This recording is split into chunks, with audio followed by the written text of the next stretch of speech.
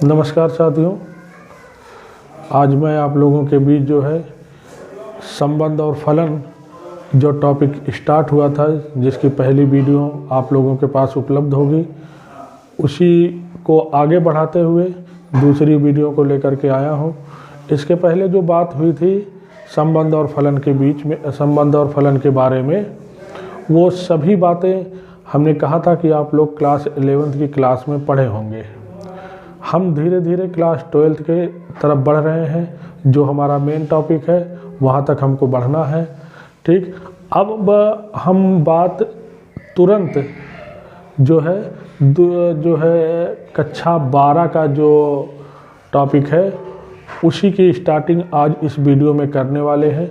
लेकिन उसके पहले एक बात मैं और आप लोगों से कहना चाहता हूँ कि जैसे संबंध के बारे में हम लोगों ने पढ़ा, संबंध के बारे में हम लोगों ने जो भी पढ़ा, उसके अलावा भी क्लास 11th में बहुत सी चीज़ें आप लोगों ने देखी होगी। जैसे संबंध का प्रांत क्या होता है, डोमेन। जैसे आर अगर कोई संबंध है तो डोमेन ऑफ आर। संबंध का प्रांत क्या होता है ये भी जानना आवश्यक है, तो जानते ही होंगे, उम्मीद करते हैं। किसी भी संबंध का परिसर मतलब रेंज ऑफ आर, ये भी आप लोग जानते होंगे। इसके अलावा सह प्रांत मतलब ऑफ आर, तो संबंध आर का सह प्रांत, ये भी आप लोगों को पता ही होगा। तो इन सब चीज़ों को जानना जरूरी है, इन सब को भी जाने रहिएगा। आइए अब हम अपने मेन टॉपिक जो कक्षा 12 में हम लोगों को जहाँ से स्टार्टिंग लेनी है उसकी बात करते हैं। ठीक, तो देखिएगा यहाँ पे हमने एक चीज़ लिख रखा, द्विआधारी संबंध, बाइनरी रिलेशन। ये क्या होता है तो इसकी परिभाषा देखिएगा। जब कोई संबंध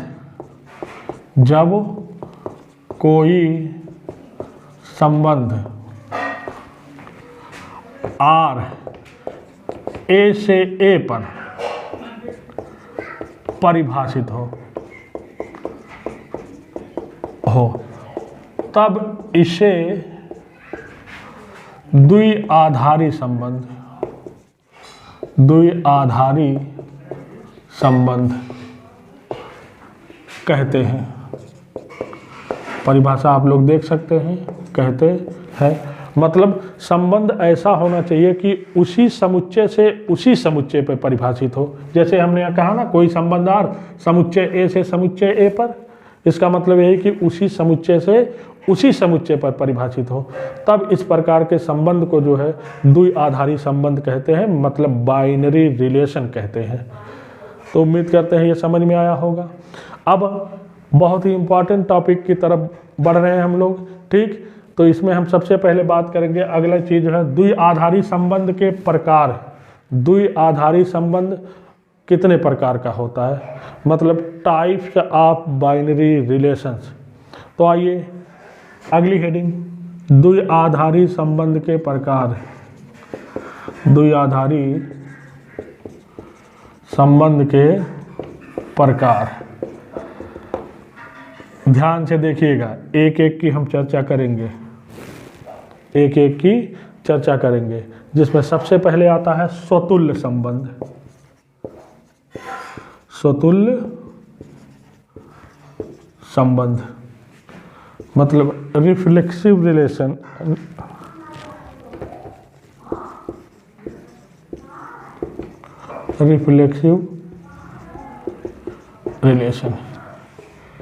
ये क्या होता है, ध्यान से समझिएगा, पहले बात को सुनिए।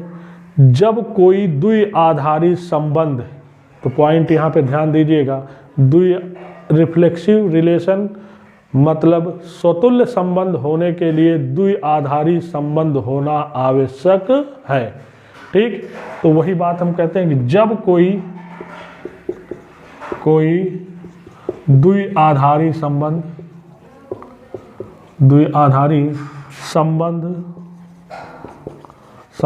आर, तो भाई द्विआधारी है तो उसी पे परिभाषित होगा। द्विआधारी संबंध आर ए से इस प्रकार परिभाषित हो कि ए का आर रिलेशन ए से, मतलब उसी समुच्चय का, उसी समुच्चय के उसी अवयव का संबंध उसी अवयव से, ठीक, समुच्चय के उसी अवयव का संबंध उसी अवयव से हो, मतलब फॉर ऑल ए बिलोंग ए, मतलब समुच्चय ए के सभी अवयवों के लिए, समुच्चय ए के सभी अवयवों के लिए उसी अवयव का उसी अवयव से संबंध हो, तब इस प्रकार के संबंध को जो है हम स्वतुल्य संबंध कहते हैं। अर्थात इसको हम इस रूप में भी प्रदर्शित करते हैं, मतलब ए कामा ए बिलोंग करे आर में, फॉर ऑल ए बिलोंग ए, मतलब सभी ए के सभी अवयवों के लिए, ठीक। तब इस प्रकार के संबंध को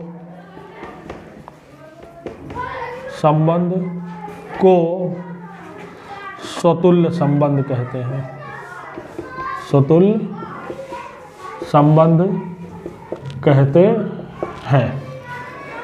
तो उम्मीद है कि करते हैं कि स्वतुल्य संबंध समझ में आया होगा। एक बार फिर सुन लीजिए, जब कोई द्विआधारी संबंध, द्विआधारी है मतलब उसी समुच्चय से उसी समुच्चय पर होगा, तो जब कोई द्विआधारी संबंध आर समुच्चय ए से समुच्चय ए पर इस प्रकार परिभाषित हो कि समुच्चय ए के सभी अवयवों का संबंध उसी अवयव से हो, मतलब a r related by a for all a belong a, या ये कह सकते हैं कि ए कामा ए बिलोंग करेगा आर में सभी ए बिलोंग ए के लिए, मतलब ए के सभी अवयव के लिए, तब इस प्रकार के संबंध को जो है हम स्वतुल्य संबंध कहते हैं।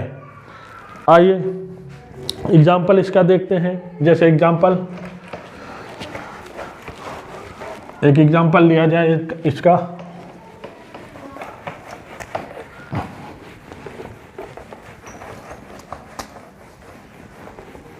एक एग्जाम्पल, जैसे आइए देखें एग्जाम्पल, माना ए बराबर 1, 2, 3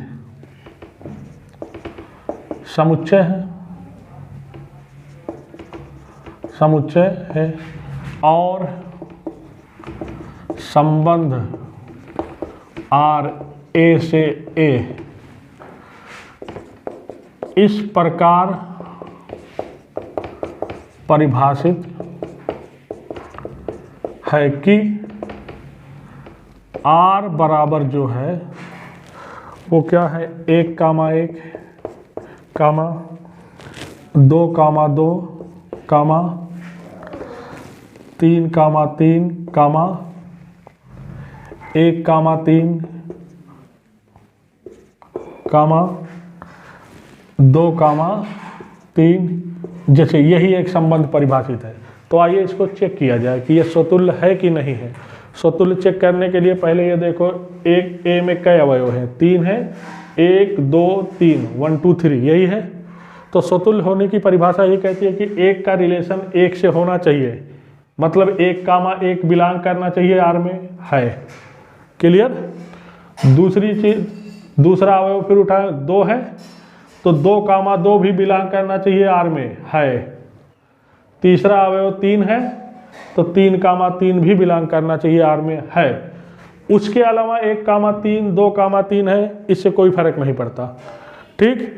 स्वतुल्य के लिए केवल और केवल ये होना जरूरी है कि जिस समुच्चय से जिस परिभाषित है, वो जिस समुच्चय पर परिभाषित है उसी समुच्चय के सभी अवयवों का रिलेशन स्वयं से होना चाहिए। तो जैसे ये है, ठीक, तो ये होता है स्वतुल्य संबंध। उम्मीद करते हैं समझ में आया होगा। नंबर 2 आइए बात करें सम्मित संबंध। अगला संबंध जो है सम्मित संबंध, सिमेट्रिक रिलेशन, सिमेट्रिक रिलेशन, इसको भी ध्यान से देखिएगा। ये भी द्विआधारी ही होना चाहिए, ठीक। तो जब कोई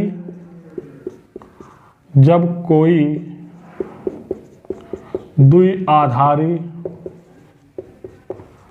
संबंध आर ए से ए इस प्रकार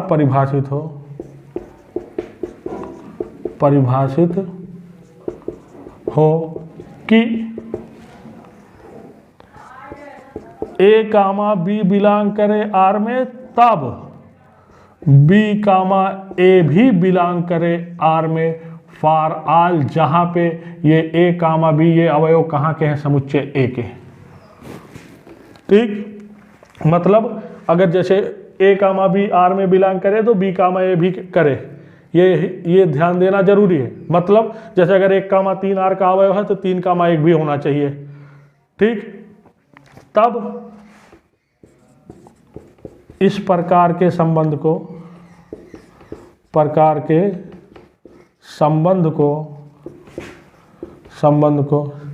सम्मित संबंध कहते हैं। आइए इसका भी एक उदाहरण देखा जाए, एक बार फिर से सुन लो। जब कोई द्विआधारी संबंध आर ए से ए इस प्रकार परिभाषित हो कि अगर ए कामा बी बिलोंग करे आर में, तब बी कामा ए भी बिलोंग करना चाहिए आर में, जहां पे ए और बी ये समुच्चय ए के अवयव हैं। तब इस प्रकार के संबंध को सम्मित संबंध कहते हैं। आगे आइए इसका भी उदाहरण देखा जाए, हर एक का एग्जाम्पल देखते चलिएगा। ठीक, हर एक का एग्जाम्पल देखते चलिएगा। जैसे कुछ चीज़ें यहाँ पे हम कुछ एग्जाम्पल ऐसे दिखाएंगे जो सम्मित हैं और जो नहीं हैं, दोनों पे बात होगी, तो इसलिए ध्यान से देखिएगा। एग्जाम्पल तो सम्मित संबंध, उम्मीद है कि आप लोगों को समझ में आया होगा। आइए, हमने कहा था कि हम हर एक पे आप लोगों को एक एक एग्जाम्पल देंगे। चलिए एग्जाम्पल कुछ देते हैं। यहाँ कुछ एग्जाम्पल जो दिए हैं, कहीं सम्मित है कहीं सम्मित संबंध नहीं है, उसको कैसे पहचाना जाएगा ये देखिएगा। जैसे देखिए, माना ए 1 कामा 2 कामा 3 कामा 4 कोई समुच्चय है और ए पर संबंध निम्न प्रकार परिभाषित है, मतलब निम्नलिखित प्रकार से परिभाषित है। जैसे R1 को देखा जाए, 1 कामा 3 1 कामा 4, ठीक, 3 कामा 1 2 कामा 2 4 कामा 1, ये सम्मित है कि नहीं सम्मित है, आइए चेक करते हैं। ठीक, तो देखिए 1 कामा 3 इसमें मौजूद है ना, तो सम्मित की परिभाषा के हिसाब से 3 कामा 1 का भी होना जरूरी है, तो 3 कामा 1 यहाँ है, मतलब इनका काम ठीक है। 1 कामा 4, तो 1 कामा 4 इसमें है, तो क्या 4 कामा 1 भी इसमें है, तो पता चला 4 कामा 1 भी इसमें है। फिर उसके बाद 2 कामा 2, तो 2 कामा 2 का उल्टा सीधा दोनों देखो तो 2 कामा 2 ही होगा, तो इसलिए ये एक सम्मित संबंध है। समझ में आया होगा। ठीक, तो दूसरा जैसे R2 एक संबंध है, इसको भी आइए चेक करें सम्मित है कि नहीं है। चलिए देखते हैं, 1 कामा 1 है इसमें, तो 1 कामा 1 इसका उल्टा वो भी यही होगा, तो है। 2 कामा 2 है इसमें, इसका उल्टा 2 कामा 2 वो भी होगा। ठीक, 3 कामा 1 इसमें है, तो क्या 1 कामा 3 इसमें है कहीं R2 में, पता चला नहीं है, तो मतलब 3 कामा 1 तो है परंतु 1 कामा 3 नहीं है, इसलिए ये एक सम्मित संबंध जो है नहीं होगा, सिमेट्रिक रिलेशन नहीं होगा। ठीक, सम्मित संबंध नहीं है, क्योंकि 3 कामा 1 तो बिलोंग कर रहा है आर में, परंतु 1 कामा 3 बिलोंग नहीं कर रहा है आर में, तो ये रहा सम्मित संबंध। 2 संबंध हम लोगों ने देखा, स्वतुल्य संबंध और सम्मित संबंध। अब आइए तीसरे संबंध की बात करने चल रहे हैं, संक्रमक संबंध। ये क्या होता है, इनके बारे में भी देखिए। ठीक, तो देखिएगा नंबर 3। इसके अलावा और भी बहुत से एग्जाम्पल हैं सम्मित संबंध के, तमाम एग्जाम्पल ऐसे आप लोगों को मिले होंगे जो है मिलेंगे कक्षा 12 में। आगे जैसे जैसे हम बढ़ेंगे उनकी चर्चा होती जाएगी। तो आइए हम बात करते हैं तीसरे संबंध की, संक्रमक संबंध, ट्रांजिटिव रिलेशन।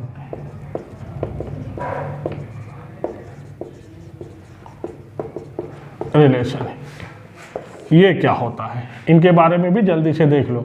जब कोई द्विआधारी संबंध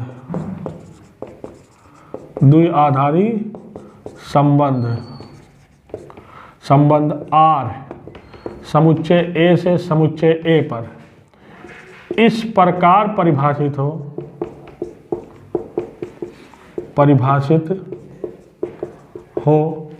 कि के बाद मतलब A, B अवयव हो R का तथा B, C अवयव हो R का, तब याद रखिएगा A, B अवयव हो R का, B, C अवयव हो R का, तब A, C ये भी R का अवयव होना चाहिए फॉर ऑल जहां पे A, B, C ये समुच्चय A के अवयव हो। ठीक, तब इस प्रकार के संबंध को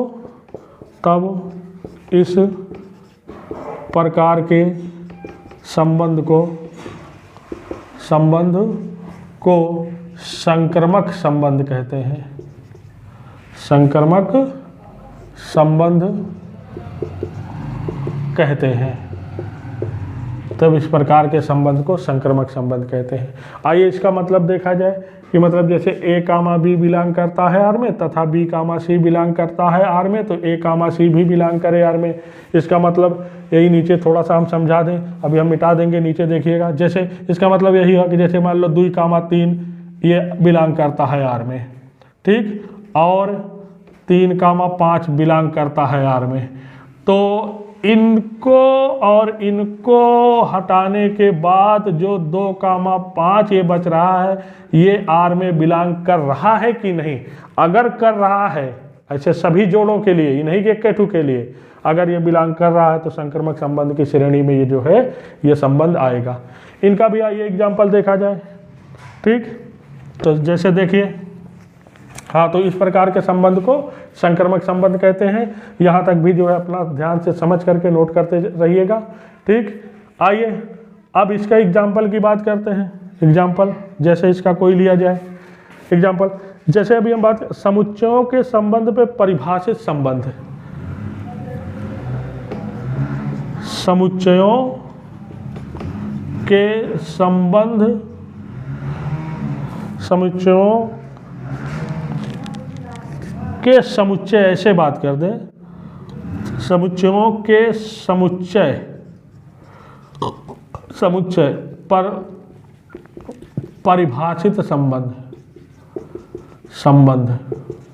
भाई संबंध है, तो इसका नाम जो है इन्वर्टेड कामा, ये जो आप लोगों ने सबसेट वाला देखा होगा, ये संबंध मतलब आर की जगह ये, भाई आर एक रिलेशन को ही तो बताता है, तो उसकी जगह कुछ भी हो सकता है। तो जैसे ये संबंध, ये सबसेट, प्रॉपर सबसेट नहीं, सबसेट मतलब उप समुच्चय, ठीक, ये संक्रमक संबंध होता है, जो है ये संक्रमक संबंध होता है। क्योंकि देखिएगा, क्योंकि यदि, ध्यान दीजिएगा, क्योंकि यदि अगर A कोई उप समुच्चय है B का और B उप समुच्चय है C का, तो आप लोगों ने देखा होगा कि A उप समुच्चय जो होता है C का, मतलब ये थोड़ी देर के लिए जो उप समुच्चय है इसको R मान लो, A रिलेटेड B और B रिलेटेड C, तो A रिलेटेड C प्राप्त हो रहा है कि नहीं? ठीक, तो इसलिए ये जो उप समुच्चय वाला जो संबंध होता है ये हमेशा संक्रमक संबंध होता है। तो उम्मीद करते हैं कि संक्रमक संबंध भी समझ में आया होगा। ठीक, अब आइए अगला नंबर 4, नंबर 3, 3 संबंधों के बारे में बात हो गई। 3 संबंधों के बारे में बात हो गई। ये सब कक्षा 12 के टॉपिक हैं, कक्षा 12 के में बहुत इंपॉर्टेंट है, इस पे आधारित प्रश्न आएंगे, इसलिए ध्यान से समझते हुए चलिएगा। नंबर 4 हम बात करें तो जो है सम्मित संबंध की बात, प्रतिसम्मित संबंध एक होता है, प्रतिसम्मित संबंध,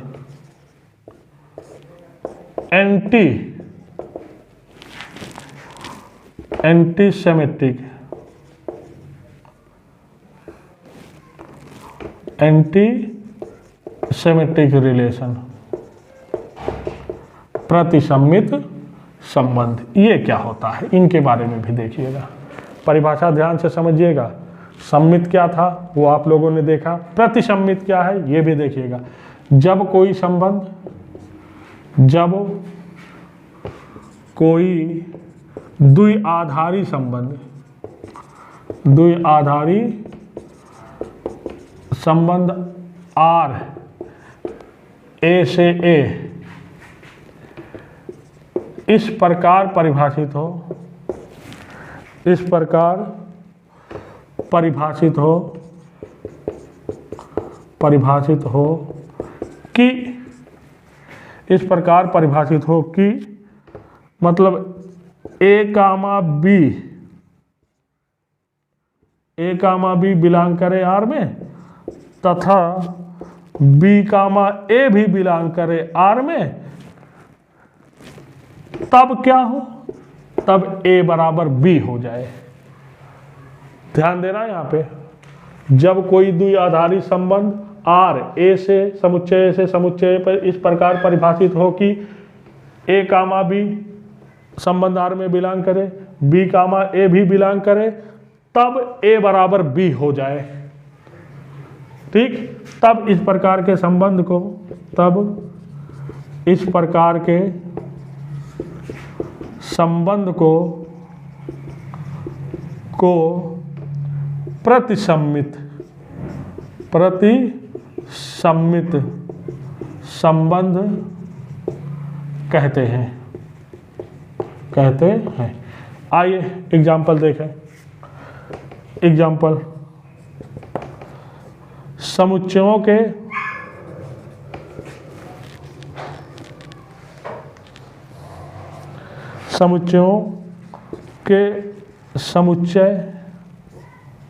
समुच्चय पर संबंध, ये सबसेट फिर ले रहे हैं, सबसेट इस प्रकार परिभाषित हो, इस प्रकार परिभाषित हो कि A उपसमुच्चय हो B का और B उपसमुच्चय हो A का। तो ये 11th में आप लोगों ने पढ़ा होगा, तब A बराबर क्या होता है, B होता है। ठीक, तो यहाँ पर ये जो प्रॉपर सबसेट संबंध, ये संबंध जो है प्रतिसम्मित संबंध है। तो उम्मीद करते हैं कि प्रतिसम्मित संबंध भी समझ में आया होगा। प्रतिसम्मित संबंध क्या है एक बार फिर से सुन लो कि अगर कोई द्विआधारी संबंध किसी समुच्चय A से समुच्चय A पर इस प्रकार परिभाषित हो कि A कामा B बिलोंग करे R में, B कामा A भी बिलोंग करे R में, तब A बराबर B हो जाए। एग्जाम्पल के लिए इससे अच्छा एग्जाम्पल हो ही नहीं सकता कुछ, कि अगर कोई समुच्चय जैसे उप समुच्चय संबंध की अगर हम बात करें, अगर इस प्रकार से उप समुच्चय संबंध परिभाषित है, बात को याद रखिएगा कि उप समुच्चय वाला संबंध अगर इस प्रकार परिभाषित है कि A उप समुच्चय B और B उप समुच्चय A, तब A बराबर क्या होता है, B होता है। ठीक, तो यहाँ पर जो है ये उप समुच्चय वाला जो संबंध है ये प्रतिसम्मित संबंध होगा। आइए आगे बात करते हैं। नंबर 5 तत्समक संबंध। नंबर 5 जो बात होगी तत्समक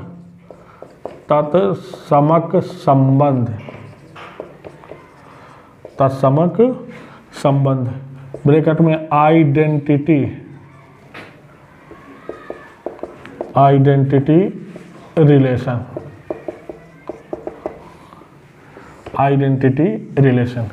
पहले एक चीज ध्यान दीजिएगा, तत्समक संबंध को हम I से प्रदर्शित करते हैं। ऊपर लिख दे, नीचे यहाँ देख, ये जान लीजिएगा। तत्समक संबंध को हम I से मुख्यतः प्रदर्शित करते हैं, कोई जरूरी नहीं है, लेकिन भाई मुख्यतः I से ही प्रदर्शित करते हैं। अगर यही तत्समक संबंध समुच्चय ए से समुच्चय ए पर परिभाषित हो जाए तब इसको आई ए से भी डिनोट कर देते हैं कहीं ना कहीं। नोटेशन जानिएगा, अगर यही आई समुच्चय बी से समुच्चय बी पर परिभाषित हो जाए तो इसको आई बी भी कह सकते हैं। तो इसका सिंबल जानिएगा, अगर संबंध नाम करके इसका देगा कि एक संबंध है, इसका मतलब ये एक तत्समक संबंध है जो समुच्चय ए से समुच्चय ए पर परिभाषित है। ठीक इसी प्रकार अगर आई बी करके कोई संबंध देता है तो इतना तो देख करके जान ही जाओगे कि आई जो है एक तत्समक संबंध है, आइडेंटिटी रिलेशन है जो समुच्चय बी से समुच्चय बी पर परिभाषित है। तो इसका नोटेशन जानिएगा पहले। अब आइए हम परिभाषा की तरफ चलते हैं, इसको नोट करते हुए अपना जो है चलिएगा। ठीक, तो यदि कोई संबंध आई ले रहे हैं, ठीक, आई ए ही कह दे रहे हैं, आई ए समुच्चय ए से समुच्चय ए पर इस प्रकार परिभाषित हो कि इस प्रकार से परिभाषित हो कि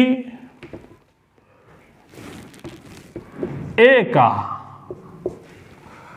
प्रत्येक अवयव ए का प्रत्येक अवयव संबंध आई ए द्वारा केवल स्वयं से संबंधित हो, स्वयं से संबंधित हो, संबंधित कोई स्वयं से संबंधित हो। याद रखिएगा, स्वतुल्य संबंध में भी यही होता था, लेकिन वहाँ केवल शब्द यूज नहीं हुआ था कि केवल जो है समुच्चय ए का अवयव जो है प्रत्येक अवयव केवल स्वयं से ही संबंधित हो। वहाँ ये क्या था कि जो सभी अवयव स्वयं से संबंधित हो, यहाँ केवल लगा दिया है। इस चीज़ को ध्यान दीजिएगा, अभी एग्जाम्पल देखिएगा समझ में आ जाएगा। ठीक, तब संबंधित हो, तब परिभाषा ये मेन है, ध्यान दीजिएगा नोट करने वाली। तब यहाँ संबंध आई ए एक तत्समक संबंध होता है। अभी हम जो है तत्समक संबंध और स्वतुल्य संबंध की कुछ तुलना करके जो है मेन जो पॉइंट होते हैं उनको नोट करवाएंगे, तो ध्यान से देख लीजिएगा। उम्मीद करते हैं कि समझ में वो आ जाएगा, बस ध्यान से समझने का प्रयास करिएगा पढ़ करके। ठीक, ये पूरी की पूरी मैथमेटिक्स एक लॉजिक होती है, यहाँ कोई स्पेशल फार्मूला ऐसा नहीं होता कि रखो और संख्या का जो है फार्मूले में संख्या रखो, कैलकुलेशन करो, उत्तर आ जाए। यहाँ पढ़ करके लॉजिक जानना, मतलब इसका मतलब जानना बहुत ज़रूरी है। ठीक, हाँ, तो हम बात कर रहे थे, तब यहाँ पर संबंध आई ये जो है क्या है, एक तत्समक संबंध है। एग्जाम्पल की जैसे बात करें, माना ए बराबर 1, 2, 3 कोई समुच्चय है, और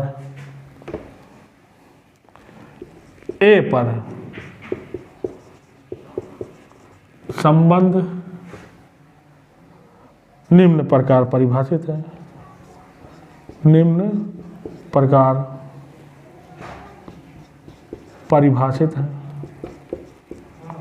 परिभाषित है। अब निम्न प्रकार की बात अगर हुई तो भाई एक या एक से अधिक जो भी है लिया जा सकता है। तो जैसे निम्न प्रकार परिभाषित है, जैसे हम एक संबंध R1 की अगर बात करें, 1, 2, 3, 3। अब समुच्चय ए पर ये संबंध R1 अगर यहाँ परिभाषित है और इस प्रकार परिभाषित है कि 1, 1, 2, 2, 3, 3, R1 के अवयव है, मतलब R1 के कर्मित युग्म है, तब यहाँ पे ये तत्समक संबंध होगा। काहे होगा? क्योंकि इसका प्रत्येक अवयव संबंध R1 द्वारा केवल स्वयं से संबंधित है, केवल, उनके अलावा और कुछ नहीं है। 1,1, 2,2, 3,3, मतलब 1 ये केवल स्वयं के द्वारा संबंधित है, 2 ये केवल स्वयं के द्वारा संबंधित है, 3 केवल स्वयं के द्वारा संबंधित है। ठीक, तो ये एक तत्समक संबंध है। क्या है? तत्समक संबंध है। ठीक, R2 ले लिया जाए, इनकी भी बात कर लें। 1,1, 2,2। अगर समुच्चय A पर संबंध R2 इस प्रकार परिभाषित है कि 1,1, 2,2 इसमें है, ठीक, तब ये तत्समक संबंध नहीं होगा। क्यों नहीं होगा?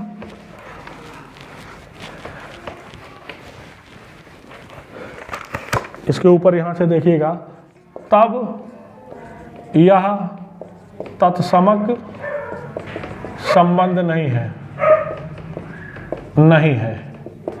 क्योंकि 3 तो बिलोंग करता है में, परंतु 3,3 ये बिलोंग नहीं करता है R2 में बिलोंग नहीं करता है। अगर 3,3 भी हो जाता तो तत्समक हो जाता। ठीक, जैसे एक और आइए ले दिए, R3 तीसरा इसका, ये मान लो पहला हो गया, ये दूसरा हो गया, ये तीसरा R3। इनकी बात अगर कर ले तो जैसे 1,1, 1,2, 2,2, 2,2, 3,3। ठीक, तो 1,3, 1,3। अब यहां पे देखिएगा, 1,1, 2,2, 3,3, अगर केवल यही होते तो तत्समक संबंध हो जाता, लेकिन 1,3 भी है ना ये, तो ये स्वतुल्य हो गया। अब ये क्या हो गया? स्वतुल्य हो गया। ठीक, तो तीनों एग्जाम्पल उम्मीद करते हैं कि समझ में आया होगा। तीनों एग्जाम्पल से जो है एक बार समझने का प्रयास जरूर करिएगा कि तत्समक कब है, तत्समक कब नहीं है, कब स्वतुल्य हो जाता है। ये तीनों चीजें ध्यान रखिएगा। ठीक, अच्छा, इन सब बातों से एक बातें तो समझ में आई, इन सब बातों से एक बात तो समझ में आई। वो क्या आई? आइए उसको नोट करके थोड़ा सा जो है लिख दिया जाए। नोट, किसी समुच्चय A पर परिभाषित तत्समक संबंध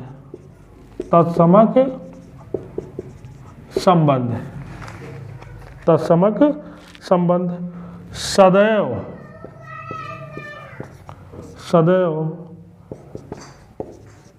स्वतुल्य संबंध होता है, परंतु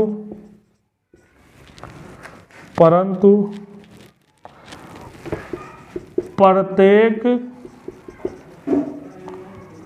स्वतुल्य संबंध तत्समक संबंध हो यह आवश्यक नहीं है। जैसे एग्जाम्पल नंबर 1 जो R1 की हम बात किए थे, वो स्वतुल्य भी था। उस पर देखो स्वतुल्य की भी परिभाषा लागू हो रही थी कि भाई समुच्चय का प्रत्येक अवयव स्वयं द्वारा संबंधित है। ठीक, और एग्जाम्पल नंबर 3 जो हम R3 जो लिए थे, इसमें भी स्वतुल्य की परिभाषा लागू होती है, क्योंकि समुच्चय का प्रत्येक अवयव स्वयं द्वारा संबंधित है। ठीक, लेकिन तत्समक के लिए केवल प्रत्येक अवयव स्वयं को द्वारा संबंधित होना चाहिए, और स्वतुल्य के लिए प्रत्येक अवयव स्वयं के द्वारा जो है संबंधित होना चाहिए। तो R1 देखो वो स्वतुल्य के अंतर्गत आएगा। R3 को अगर देखो यह स्वतुल्य तो है लेकिन संक्रमक नहीं है, तो इसका मतलब यही होगा कि किसी समुच्चय पर परिभाषित तत्समक संबंध सदैव स्वतुल्य संबंध होता है, परंतु प्रत्येक स्वतुल्य संबंध तत्समक संबंध हो यह आवश्यक नहीं है। तो उम्मीद करते हैं पॉइंट समझ में आया होगा। उम्मीद करते हैं कि ये पॉइंट समझ में आया होगा। ठीक, एक चीज और ध्यान रखिएगा, इसी नोट नंबर 1 का था मामला, नोट नंबर 2 करके इनको भी जाने रहिएगा। यदि किसी समुच्चय ए पर, यदि किसी समुच्चय ए पर आई ए तत्समक संबंध और आर स्वतुल्य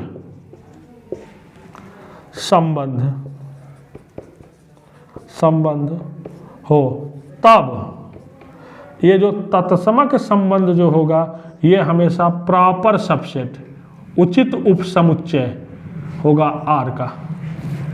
ये भी पॉइंट याद रखिएगा।